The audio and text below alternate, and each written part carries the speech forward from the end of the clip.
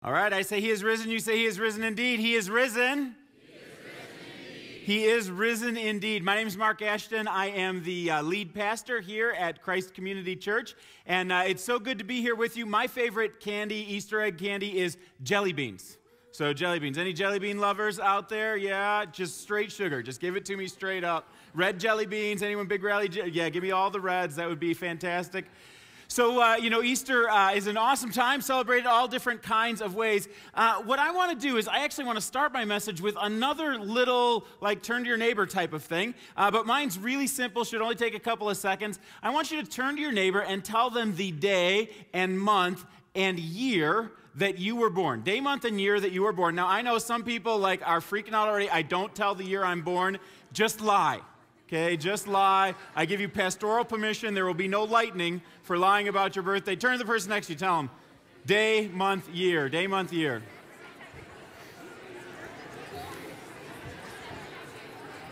All right, that's good. It doesn't take that long to tell day, month, and year. A couple people shout out. What is your year? Just your year. Let's hear some years. All right, 2000, 2004, 85. Anyone before 1950? No one who will admit it. All right, before 1950, yeah, a few people. I'm 1968. So the question that I ask is, 2004 years since what? 1950 years since what? What went on that was so significant? We had some visitors that were here from China a couple of weeks ago, and one of the things they told us is that in China, if you ask them that question, what are we dated according to, most people don't know. And if they want to get into a conversation with somebody about Jesus, they can just ask them that question. What do you think we're dated according to? Because in the United States, most everybody knows that we are dated according to the life of Jesus. According to the life of Jesus. A life that is so profound and significant that it split BC and AD. And there's some scholars these days that like to call it BCE and CE instead of the traditional BC and AD, but it's still split by Jesus' life, no matter what you call it. There's one person, a peasant carpenter, who raised up from obscurity in a remote corner of the Roman Empire. Nobody would have expected that the entire calendar would become wrapped around his life. But what he did was so significant that to this day, people all around the world, when you ask them what their birthday is, they date their birthday according to the life of Jesus. And every time you check a calendar, every time you write a paper, every time you have a contract that you sign, you date that according to the life of Jesus. Now, most people, when they die, their influence begins to recede. They become less and less influential. We saw the death of some significant people here in the United States this year. Steve Jobs, an innovator, an inventor, a great businessman. He died, much to the chagrin of lots of iPod owners. And when he died, his influence instantly started to recede. As a matter of fact, I heard one place that said, 10 years ago, we used to have Bob Hope and Johnny Cash and Steve Jobs. And today, 10 years later, we have no Jobs and no Cash and no Hope. Thank you. I don't know if I've ever gotten applause for a really bad joke before. Anyway, their influence began to recede. As soon as the day they died, they started going the way of forgotten people. But Jesus' influence is very different. From the day that Jesus died, his influence began to grow. 100 years after Jesus' death, his influence was greater than on the day that he died. 500 years after his death, his influence was greater than it was 100 years after. And today, his influence is greater than it ever has been in the history of the world, and it's continuing to grow.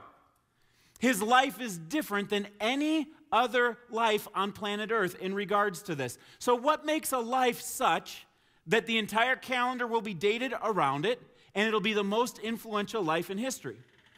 I think that it's not just because Jesus was a great teacher and died on the cross. My guess, if I was speculating, is that if that's where the story ended, if Jesus walked around doing good teachings and even a few cool miracles, and at the end of his life, the Romans and the Jewish leaders got the better of him, and he died on the cross in utter defeat, I don't think his legacy would have grown very big. I think he would have gone the way of hundreds of other ancient teachers and prophets and people who were engaged in religious affairs during his time, and he would have just been soon forgotten and lost in the dust of history. But what differentiates Jesus from all of those other religious leaders is that when Jesus died, he didn't stay dead. Jesus did something utterly remarkable in that he rose from the dead. Not only did he rise from the dead, it wasn't like it was by somebody else's power. Jesus told his disciples before he rose from the dead that he was going to rise from the dead. At least 9 different times that we know of, he told people that he was going to rise from the dead. Here's one example. Jesus was going to Jerusalem. And on the way, he took the 12 aside and he said to them, "We're going up to Jerusalem. And the Son of Man will be delivered over to the chief priests and the teachers of the law. They will condemn him to death and will hand him over to the Gentiles to be mocked and flogged and crucified. And on the 3rd day, he will be raised to life." That's the prediction. And it happened exactly the way that Jesus said. He and his disciples went up to Jerusalem. While he was there, he was betrayed. He went through a farce of a trial and was found to be guilty of claiming to be God, guilty before Pilate of claiming to be the king of the Jews. And because of that, he was sentenced to death. He was flogged, he had a crown of thorns put on his head, and he died an awful death of crucifixion, dying on a cross, just like he predicted. He said that it would happen that way, that he in fact would die on the cross, and in other places he described how that would be as a payment for the sins of the world. He'd be taking on everybody's sins on himself and dying the death that we all deserved so that we could have life in its place. But the prediction up until that point, that could be kind of pulled off. You could be just annoying enough to people that you get yourself crucified. The amazing thing is the last sentence. On the 3rd day, he will be raised to life. I'll be raised from the dead, he tells them. And so it happened. He was killed. And when he was killed, they wrapped him up in the general Jewish fashion of embalming his body with 100 pounds of linens and spices. They put his body in a tomb that was hewn out of solid rock. They rolled a 2,000-pound stone in front of the tomb, and then they placed a guard in front of the stone. It was put that way so that nobody could steal the body, and the body could not get out. And so it went 3 days later. This was on Friday night that this happened, and on the 3rd day, on Sunday morning, some of his followers came to visit him in the tomb. It was some of his women followers, some of his most devoted people came to pay their respects and bring some appropriate spices and so forth that were the tradition of the day. And when they got there, they found that there was not a closed tomb as they expected. The stone had been rolled away. An angel met them there and said, "He's risen. Why do you look for the living among the dead? He's risen just as he predicted. He told you this was going to happen, so why would you come here looking for him?" Well, the women go along the road and they start saying, "All right, what should we do now? I guess we better go tell the boys." And this is what happens while they're walking along the road after coming from the tomb. So the women hurried away from the tomb, afraid and yet filled with joy, and ran to tell his disciples. Suddenly, Jesus met them. "Greetings," he said. They came to him, clasped his feet, and worshiped him. Then Jesus said to them, "Don't be afraid. Go and tell my brothers to go to Galilee, and there they will see me." I hope you noticed the word that Jesus used in that moment, because I think it's one of the great understatement words in the entirety of the Bible. Greetings. Like, I think if I just rose from the dead and I was seeing my friends again, I might do something a little more dramatic, like, ta-da! You know, or maybe I would say something a little bit smart aleck, like, "What's up, ladies? I am."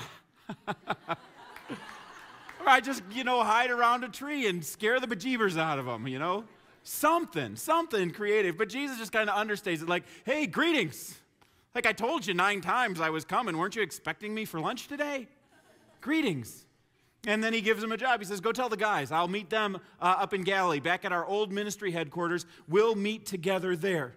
And I imagine what's going on in the women's minds. They just saw Jesus risen from the dead. They're going, "Okay, what does this mean? What does this mean?" This means that, somehow he buzzed himself out of the tomb. We don't know how he got from here to there, but somehow he got past the guards and through the rock and all that kind of stuff. And what this means is that his death on the cross wasn't the end. Like, crucifixion's not the end of the story. There's something still that's going on. And what this means is that when he told us, I am the resurrection and the life, whoever believes in me will live even though he dies, he was talking literally. This was not just a symbolic thing. He's saying, I really will rise from the dead. And guess what? You too really can rise from the dead. And all this stuff is calculating through their minds with all of the things that they have to do as they go along the road to tell the guys what's next. And this wasn't the final time that Jesus appeared to people. We know that Jesus appeared to groups of people for 40 days. Groups that were as small as one at a time to a few people, all the way up to 500 people at once. This is a clear historical fact. There were 4 different eyewitnesses to the resurrection that wrote down historical accounts of Jesus' death on the cross and his resurrection from the dead. And they said, I was there, I saw it. One of them, Paul, said, you know what, not only did I see it, but there were 500 people who saw him back in Jerusalem. If you don't believe what I'm saying, go back there and check it out. They're still alive today, and they can tell you the story of how they saw him risen from the dead. Kind of reminds me of a commercial that's been popular lately. How many of you guys watching the NCAA tournament? Anybody watching a little basketball this time of year? Yeah, so NCAA tournament is on. Well, you remember those commercials with the AT&T guy and the 4 little kids that are all around him? I love those commercials. They're so cute. And I imagine him sitting with the 4 kids asking them, okay, kids, which is better? More eyewitnesses or less eyewitnesses? And of course, the kids would all shout out, more eyewitnesses would be better. Well, how about 500 eyewitnesses? People who saw him walking around and talking, people who were his best friends and his worst enemies, saw him risen from the dead.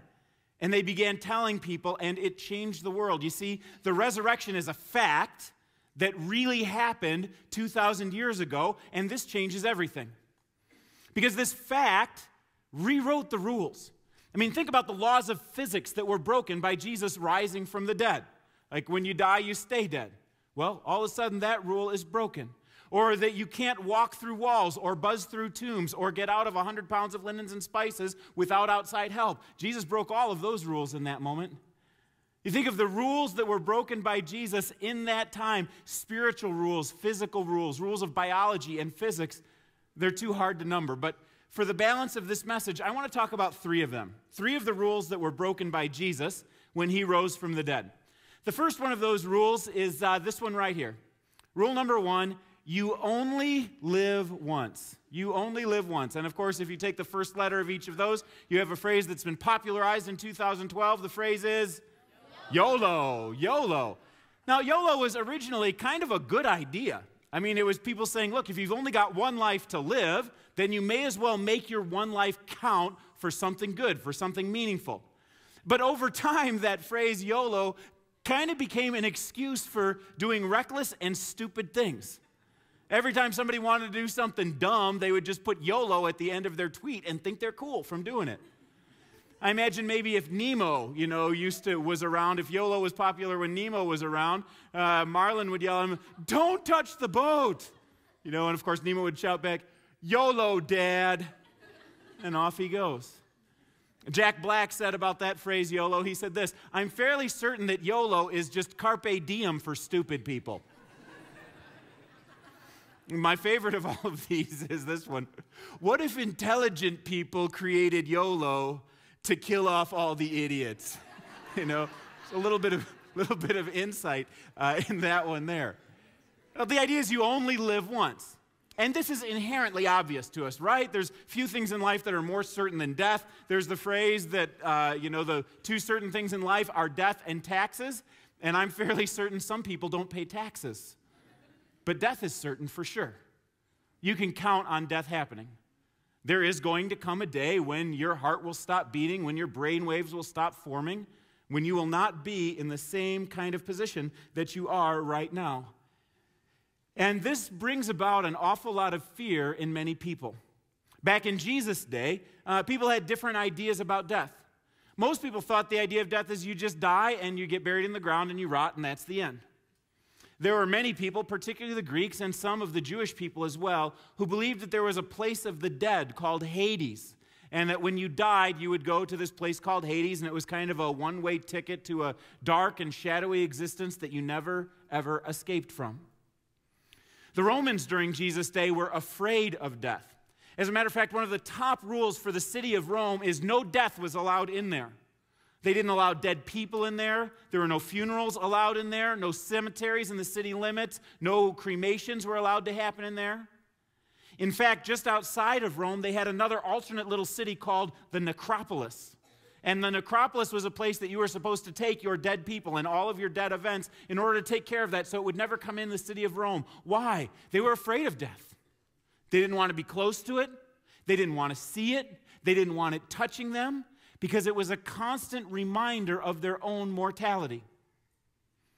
Well, when Jesus came around and he rose from the dead, and people began believing that you too can rise from the dead, that whole proximity to death thing changed. You may have noticed that historically, oftentimes cemeteries are built right next to churches in Christian nations. Why? Because the people in the church aren't afraid of those who have died. They're not afraid that there's going to be a zombie apocalypse and they'll all rise from the dead during church services. Instead, it's the idea that they're just sleeping. There's going to come a day when there's a resurrection, and we may as well just kind of all get resurrected together. Some people insisted on even being buried in basements of churches, so in a kind of tangible way, they could participate in worship, in death and life, all together at the same time, same place. Because they weren't afraid of death.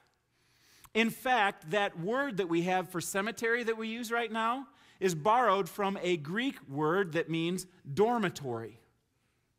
Because there's just confidence that they're just sleeping when they're in the cemetery, and one day they too will rise from the dead. You see, this idea that you only live once, it's a false premise. It's a false premise. You don't only live once. When Jesus rose from the dead, he proved that you can live twice, once in this body and once in a resurrected body. Once for a very short period of time, like 74 years, and once for a very long period of time in a new body with new things that we can look forward to in our proximity to and relationship with God. Jesus said, I rose from the dead, and you too can now rise from the dead. You will die, but you can live. And Jesus broke the rule that you only live once. Now you can live twice. All right, so that's rule number one. Rule number two is this one here. You are the sum of your DNA plus your experiences. This is common knowledge that's taught in classes, universities, all over. It's just assumed that these are the two factors that form a human being, your genetics and your experiences. And there's some debate about nature versus nurture, which one is bigger, which is more important. Is your DNA more important or your experience more important? But it still leaves you in kind of a sense that you're a fatalistic victim of what's going on in your circumstances all around you. Now, I don't know what your circumstances are. Some people are probably coming here tonight with very good circumstances and a healthy week you've had this week. Some of you may have had a very bad week. Some of you may be on top of the world this week, kind of like Tiger Woods is. Tiger Woods has had a very good week where he won a golf tournament, got back to number one in the standings, and he and Nike came out with a brand new ad that says this: winning takes care of everything. And if you know Tiger Woods' story, you know there's kind of a double meaning in that. Takes care of everything. And when I saw that, I had to ask the question, really, Tiger? Everything? Winning takes care of everything? I mean, sure, it moves you up in the golf standings, but does it take care of broken relationships? Does it take care of a kid's broken heart?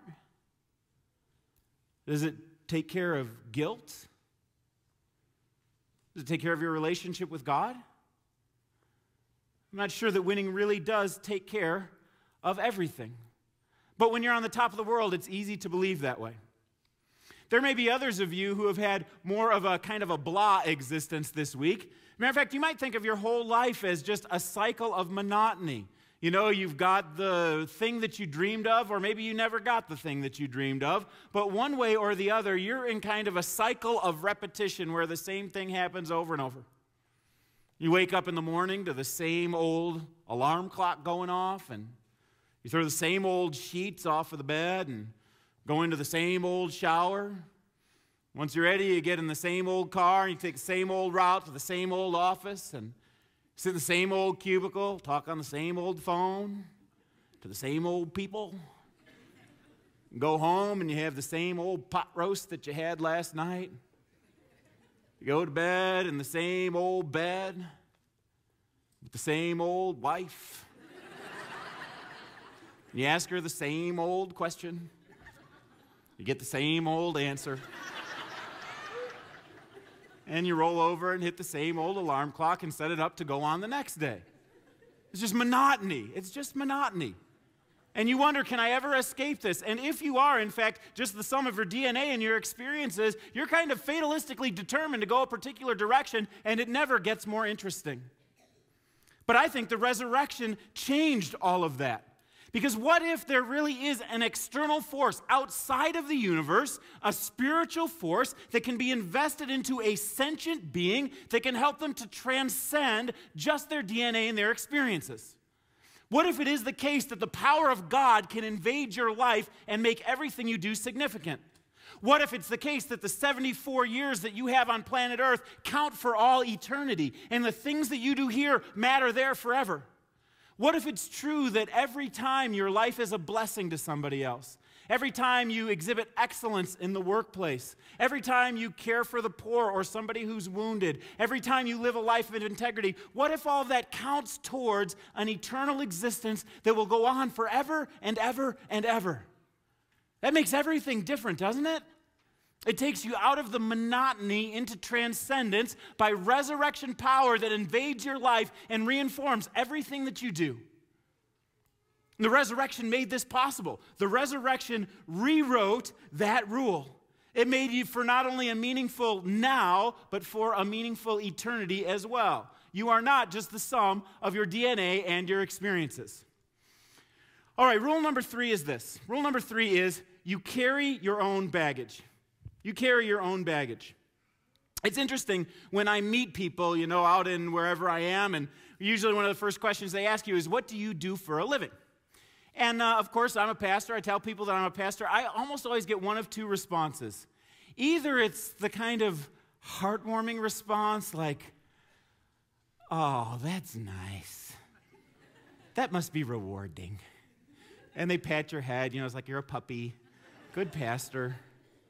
The other response that I get is oftentimes when I'm with the guys. If I'm out on the golf course or at the gym or something, I meet some guys, that they find out that I'm a pastor, all of a sudden they stand up a little bit straighter and stop swearing.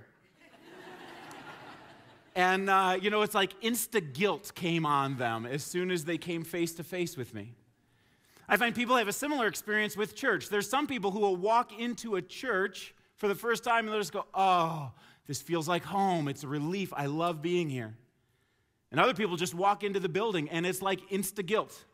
I automatically feel uncomfortable. I don't know what's going on. I'm not really comfortable with God. That person, like a pastor or a place like a church, can represent something that makes you feel bad. And the funny thing about that response to me is that when you get to know Jesus, you find out that Jesus wasn't all about making people feel guilty. Jesus was about freeing people from their guilt. Jesus was about taking people's baggage on himself. People were attracted to Jesus who were the most immoral people, the prostitutes, the tax collectors, the dregs of society. They loved coming to Jesus, not because he was moralistic and self-righteous and pointed an angry finger at people, but because he helped them to deal with the guilt that they had. He told them, you do not have to carry your own baggage, but instead, I will take your baggage for you. It's interesting to see how Peter responded to Jesus when he had some baggage. You remember a resurrection scene where Jesus met Peter back in Galilee, just like he told the girls that, I'm going to go meet the guys out in Galilee. Well, by the time Jesus got to Galilee, Peter was already there. And Peter had some unresolved baggage with Jesus when he was in Galilee. Last time he had this face-to-face encounter with Jesus was the night before Jesus died. And Jesus could see him through a window into the courtroom where Peter was denying that he even knew Jesus, denying that he was his follower. I didn't even know him. Here's Jesus in his moment of greatest need, and his best friend is saying, I didn't even know him. And I can imagine Peter and the guilt and the baggage that he's feeling in that moment. I don't know if you've ever denied somebody who you love or maybe even denied knowing God, but the weight of that guilt is pretty profound. So fast forward to Peter going to Galilee to wait for Jesus, and while he was there, of course, he did what he knows how to do. He went fishing. You got to eat, right? So he goes out and he goes fishing one night, and one night they haven't caught anything, and a guy walks up on the shore, and he says, "Hey, you caught anything?" And Peter and John are out there like, "No, we have not caught anything." And then he says this little phrase. He says, "Well, throw your nets on the other side of the boat." Now, this would catch their attention because 3 years earlier, they were in the boat with Jesus, and Jesus used that same exact phrase when they had been out all night and hadn't caught any fish. Throw your nets on the other side of the boat, and they caught this miraculous catch of fish, and then Jesus told them, "I'll make you into fishers of men," and that started their whole adventure with him. So when they heard him say, "Throw your nets on the other side of the boat," instantly John said, "It's, early twilight, I can't see him, but I know who that is. It's the Lord." This is Peter's response. So as soon as Peter heard him say, "It's the Lord," he wrapped his outer garment around him, for he had taken it off, and he jumped into the water. The other disciples followed in the boat, towing the net full of fish, for they were not far from shore, about 100 yards. When they landed, they saw a fire of burning coals there with fish on it and some bread. What I love about this passage is that Peter, who's got all this baggage about ways that he's betrayed Jesus, is still not afraid to go and be face to face with Jesus. He doesn't skulk into the shore. He wraps his garment around him, jumps in the water, and swims 100 yards to be there with Jesus. And how does Jesus greet him? With a warm fire and some bread cooking. He greets him, and they cook up fish together, have some breakfast, and then later on, Jesus takes Peter to the side, and he says, "Peter, do you love me?" And Peter says, "Of course, you know I love you." 3 times Jesus asked that question, "Do you love me?" "Of course, you know I love you, Lord." And at the end of each time, Jesus says, "Well then, Peter, feed my sheep, take care of my lambs." He recommissions him.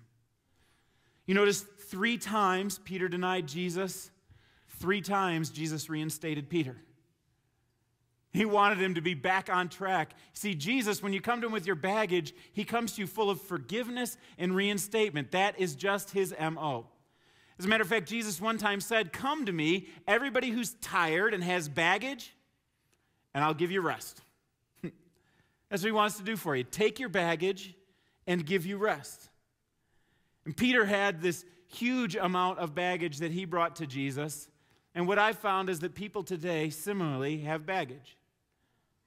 I mean, it doesn't matter where you're coming from, how long you've been going to church, how spiritually mature you are. You have come with baggage. And I don't know what kind of baggage that you've brought with you here today, but all of us have some kind of baggage of one sort or another. And Jesus says he wants to take it away. Maybe for you, the baggage that you've brought has to do with your work. And it's not just that you're paid a good salary, you're working hard to try and take care of your family. It's gotten a step beyond that. For you, work has become a place of worship, a place where you find your identity, a place where you've just gone too far down the line. Maybe you think, "Hey, I could impress my friends on Facebook or LinkedIn, or maybe I could become salesperson of the year if I work just a little bit harder." And so you do. You continue to crank it out, and it cranks higher and higher until you know that you and your spouse are off the tracks with each other. Maybe your kids are off the hook and headed in the right direction. It's just gotten too long, too hard for you. It's work. Other people may be at the place where work isn't your issue. Maybe your issue is the way that you see yourself. It's the way that you look when you look in the mirror. And when you look in the mirror, you don't see something beautiful that God made. You say, "God, you didn't make me pretty enough, or thin enough, or muscular enough." And it's driven you to a place where you're dissatisfied with the way God made you. Maybe it makes you have an unhealthy relationship with food. Maybe it takes you to a place where you feel like you need to go to the store and buy more makeup and more dresses in order to make up for the way that you feel on the inside so that you can at least look pretty on the outside. Truth about you is that God loves you just the way you are. And he wants you to love yourself that way too. So why not take your baggage and give it to Jesus? Allow him to take it away for you. Maybe that's not your deal. Maybe your deal is a habit that you're trying to give up. Maybe you've got some kind of an addiction. Maybe there's something in your life that just drives guilt all the time. You know, drives guilt in our culture more than anything else, I'm convinced, is internet pornography. And the guilt that goes along with looking at places that you know you shouldn't be. Maybe for you that's not your deal. Maybe your deal is that you're smoking pot. Or you've gotten hooked on prescription drugs. Or maybe you're at the place where you're strung out on meth. Maybe you're at the online campus right now and you're watching online because you're so strung out that you couldn't even make it to church, not even on Easter. You got to give these habits over to Jesus. He'll take them away. He'll cleanse you. He'll forgive you of your past, and he'll take the guilt that goes along with those things. Maybe for you it's not an addiction. Maybe for you it's just your pride. You know, you're somebody who can climb any mountain. You can rise to any challenge. You can do anything you want, and you can do it without God. Let me tell you, if it hasn't happened in your life so far, there is going to come a day when some circumstances outside of your control will bring you to your knees. Maybe it's finances that go the wrong way. Maybe it's a medical issue that you can't control. Maybe you get a wayward kid that just breaks your heart. You're headed for divorce. Give your pride over to Jesus, because if you don't come to your knees before him now, circumstances will bring you to your knees in the future. Maybe your deal is death, and you're just afraid to die. You don't know what's going to happen on the other side of eternity. Or maybe you have a spouse or a parent that's died in the last year.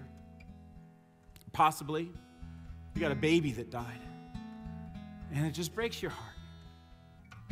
I know one guy who's like 70 years old, and 30 years ago his son died in a tragic accident.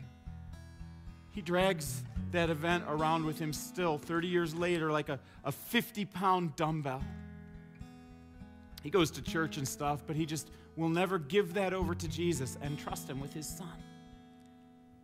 Guys, if there's anybody who you can trust with the idea of death, it's the one who broke the death barrier. It's the one who holds the keys to life and death. You can trust Jesus with your death and with your loved ones who have gone away. He's trustworthy. Now, I don't know what kind of baggage you've brought here today, but I'm very confident that you have brought some baggage with you here today. And we'd like to give you an opportunity to do a little something about that. When you came in, you got a little burlap sack, a tiny little burlap sack. I want to encourage you to pull that out right now. Just go ahead and pull that out. And there's a card inside that sack, and it says on it, I am freed from. I am freed from. What I want you to do today is write down the stuff that you've been freed from. If you're joining us in the online campus, you can click on that little tab that says baggage, and it'll take you to a website that's the I Am Freed From website, and you can put your baggage right there on that website. Maybe for you, it's one of these things that we've talked about on stage here, and you know exactly God's been speaking to you about that. Maybe you got some baggage that you've brought here today that I didn't talk about at all, but God's kind of been downloading that into you, saying you really need to give this up. Maybe there's something that you have just felt guilty about for a long time, and you want to be freed from the guilt that's there, freed from monotony, freed from death. Whatever it is, write it down on your little card. Now, there are some of you, especially folks who have been Christians for a long time, you're kind of used to this process of giving things over to Jesus, and you know the freedom that comes on the backside of that. There may be some other folks today who are newer in the church environment. You're saying, I've never given anything over to Jesus, and I'm kind of weirded out about filling out a card to put the baggage there. Maybe you think, I'm kind of weirded out by it, but I am really attracted to Jesus, and I'd like to live after I die, and I'd like to be free from guilt. And I'd like to get in on this deal. Amazing thing about Jesus is for no charge, he allows you to come in on the deal. It's easy to be able to do it. It's easy like ABC. A is to accept the proof that Jesus really did die on the cross. He really did rise from the dead. It's a historical fact. B is to believe in the promise. And the promise is that if you trust in Jesus' death on the cross, your sins get forgiven. If you trust in his resurrection from the dead, you rise to new life. You got to believe that and claim it for yourself, that it really is real. Jesus really did that. And then the third thing is to choose the power. Choose to live not according to your own power, but according to the power of Christ that lives so much in you. The truth is, you write these things down and you give up your baggage to God, well, you're still going to have temptations and addictions in your face on Monday. You're still going to have to go to work and earn a living.